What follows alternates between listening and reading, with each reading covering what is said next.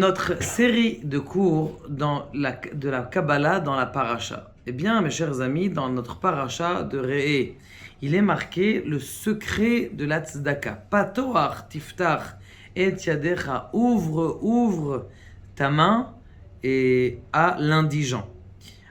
Le Arizal, il ramène qu'il y a dans le mot Tzedaka des rappels qui sont dans le dessin des lettres, qui nous fait voir l'importance de la tzedaka et sa force. Alors regardez, il y a dans la tzedaka, comment est-ce qu'on a écrit la tzedaka avec le tzadik.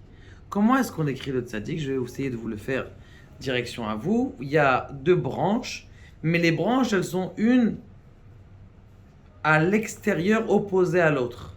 Ça veut dire dos à dos.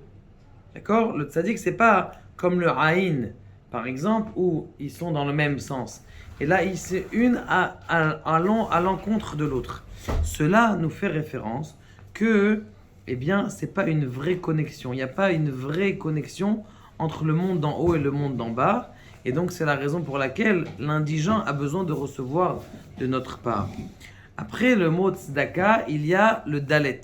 Le dalet, il fait référence juste dans sa traduction à la pauvreté, parce que le mot dalet, ça fait référence, c'est vrai, à la porte, où l'indigent vient demander à ta porte, mais aussi au mot dal. Dal, on dit bien en français d'ailleurs, celui qui a la dalle, celui qui a faim.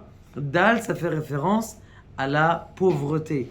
Donc le tzedaka, le tzadik, on a déjà expliqué, le dalet, c'est-à-dire la pauvreté, et il nous reste le kouf. Regardez cette lettre kouf, comment elle est longue. Elle est longue, le Arizal il dit que cette lettre, c'est la lettre qui descend bas, mais il descend dans les mondes de l'impureté, ce qu'on appelle les mondes obscurs. Et comme il monte d'ailleurs, c'est pour ça que le Baal Tshuva, il arrive à attraper le pied de cette lettre, la kouf, et remonter vers la sainteté. Mais en tout cas, le kouf, il est là pour nous dire justement, eh bien, ça fait référence au monde de Caïn, le premier tueur de l'histoire, que, eh bien, on est entre guillemets contre le shofar d'Akadosh Baruch Hu, le flux divin d'Akadosh Baruch Hu. La dernière lettre, c'est elle qui sauve toutes les lettres. Eh bien, comme vous le savez, c'est le He. Dans le He, il y a à l'intérieur de cette lettre quelque chose d'extraordinaire, c'est qu'il y a deux lettres qui se collent l'une avec l'autre. Et on sait très bien toute la raison pour laquelle vous êtes venus, vous, sur Terre. Pourquoi est-ce que l'homme est venu sur Terre?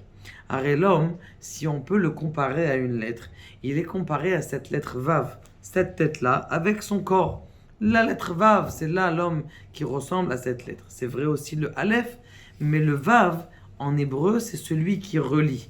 D'ailleurs, comme vous le savez, dans le tabernacle, il y avait des tentures. Ces tentures étaient reliées par des boucles et avec un crochet. Comment est-ce qu'on appelle ce crochet? Ou même en hébreu, si vous allez chez le magasin de bricolage et vous lui demandez avoir un crochet, vous demandez un vav. C'est quoi un vav? C'est celui qui racole. C'est quoi votre but à vous dans le monde et à nous, à chacun de nous? C'est-à-dire de ramener, de rallier le monde d'en haut avec le monde d'en bas. Ça, c'est le vav. Donc, il y a à l'intérieur du he, un he et un yud. Maintenant, le he et le yud, ça fait référence justement à cette connexion déjà présente. Le vav, c'est celui qui veut se mettre en connexion. Mais le he, c'est déjà la connexion. Il y a déjà un bébé dans la maman. D'ailleurs, entre parenthèses, quelque chose de très beau. Appelez votre fille uniquement avec des lettres, avec des noms dans lesquels il y a un he dedans.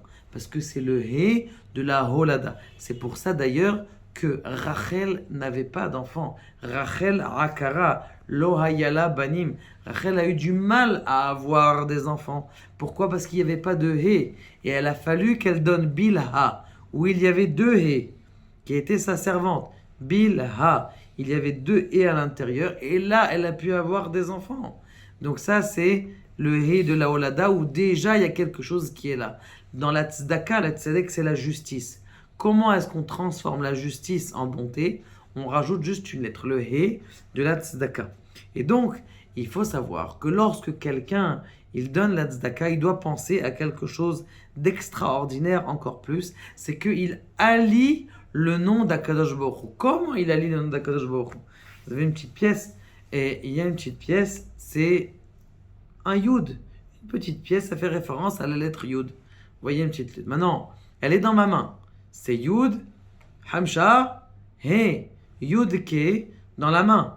Maintenant, mon bras qui tend ma main vers l'indigent, eh bien, c'est Vav. Et celui qui reçoit la lettre, il reçoit dans sa main, qui est le He, ça fait Yud, Ke, Vav, Ke.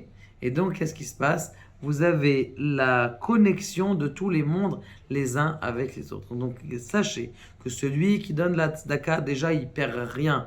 Et en plus de ça, il allie matériellement le nom d'Akadosh Baruch Hu. Baruch Adonai, Le'olam, Amen, Ve'amen.